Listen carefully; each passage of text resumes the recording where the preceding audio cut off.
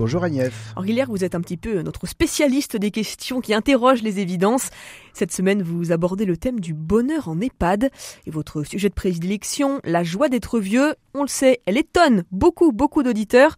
Alors, le bonheur en EHPAD, ça doit sembler quand même encore moins évident que d'habitude. Vous savez Agnès, nous sommes tous pareils. Quand on ne connaît pas une situation, on se nourrit des qu'en dira-t-on. On écoute la radio, on regarde la télé. Alors les médias se régalent des scandales. Les scandales récents nous donnent l'illusion que vivre en EHPAD, c'est-à-dire en établissement pour personnes âgées dépendantes, est source de malheur et de souffrance. Parce que c'est pas vrai. Les EHPAD ont vécu 2 crises en 2 années. Tout d'abord, au printemps 2020, les personnes âgées et fragiles ont été enfermées et interdites de rencontres physiques avec leurs proches à cause du Covid. Ce fut très douloureux.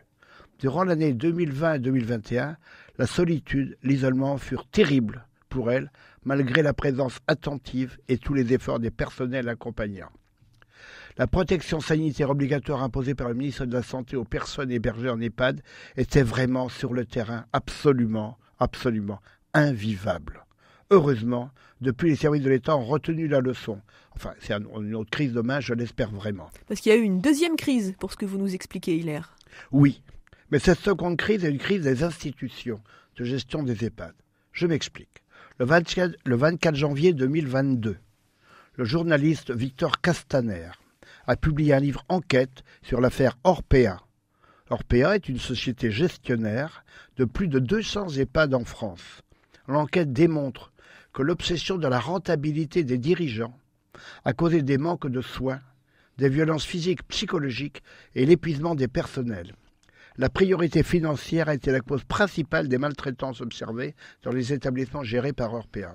C'est pas très gai tout ça, Hilaire, dites-moi. Mais si j'en reviens à votre question de départ, alors, est-ce qu'on peut être heureux en EHPAD ? Si j'ai choisi ce sujet, c'est parce que depuis plus de 2 ans, je visite chaque quinzaine des hébergés dont je connais un EHPAD de l'intérieur.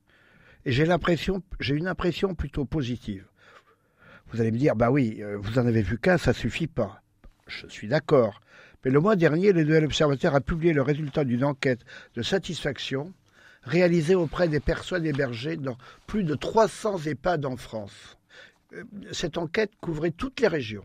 Il a publié un palmarès régional des meilleurs EHPAD. Alors, quelle conclusion est-ce que vous en tirez, vous, Hilaire, personnellement ? Bien, j'en tire la conclusion qu'on ne doit pas mettre toutes les maisons de retraite dans le même panier. Aujourd'hui, la majorité des équipes de professionnels s'efforcent de faire évoluer les EHPAD pour les transformer en lieux de vie ancrés sur les territoires. Par exemple, dans un EHPAD marseillais, une crèche fonctionne au rez-de-chaussée de l'EHPAD. Alors, quand les mamies croisent les bébés, des flots de tendresse les submergent et leurs yeux s'illuminent. Dans une autre, une salle de spectacle ouverte fait entrer la fête et la vie villageoise dans l'EHPAD. Dans une troisième, un système de colocation transforme l'EHPAD en lieu intergénérationnel. C'est des belles inventions, tout ça, des belles initiatives. Et tous les EHPAD ne fonctionnent pas comme ça. Non, je vous en ai parlé de 3. Il y a un vrai mouvement.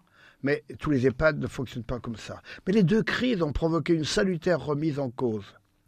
Une récente enquête nationale de la Haute Autorité à la Santé précise que 83% des personnes interrogées étaient satisfaites de leur cadre de vie. C'est quand même pas mal, 83%. 72% étaient satisfaites de la qualité de l'accompagnement.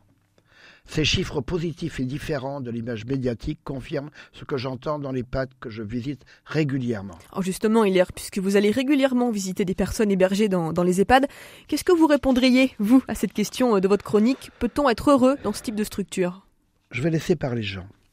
Jean, à 70 ans, il est à l'EHPAD depuis 1 an. Il m'explique. Mon insuffisance pulmonaire m'oblige à circuler avec des bouteilles d'oxygène et un rien m'épuise. Avant, je vivais seul chez moi et tout était compliqué, si bien que j'ai fini par déprimer et j'avais tendance à me laisser aller. Je n'avais plus goût à rien. Depuis que je suis hébergé à l'EHPAD, j'ai repris goût à la vie. Tout devient plus léger parce que je suis assisté dans mon quotidien. La vie ici, ce n'est que du bonheur. Je suis un des plus jeunes et avec ma barbe et mes longs cheveux, on m'a dit que je ressemble à Jésus-Christ. Alors entre nous, j'ai la cote. Et auprès de ces dames, Juliette, l'animatrice, est géniale. On a le même humour, alors on rigole bien ensemble. Et donc Jean a décidé lui-même d'aller en EHPAD. Décider soi-même, c'est vraiment important. Et sans doute une des conditions pour être heureux. Oui, Jean a bien décidé lui-même d'y aller. Vivre en EHPAD peut être l'occasion d'un nouveau départ dans la vie quand on s'éprouve de plus en plus isolé chez soi. On peut tisser de nouveaux liens amicaux et vivre des activités créatives. C'est possible d'y être heureux. Je l'ai vu, j'en suis témoin. Pour s'épanouir, il est quand même souhaitable que nos proches viennent régulièrement nous voir, car de la naissance à la mort, nous avons toujours besoin de nous sentir aimés. Merci beaucoup Hilaire pour cette belle chronique à retrouver évidemment en podcast sur rcf.fr. À très bientôt. À très bientôt Agnès.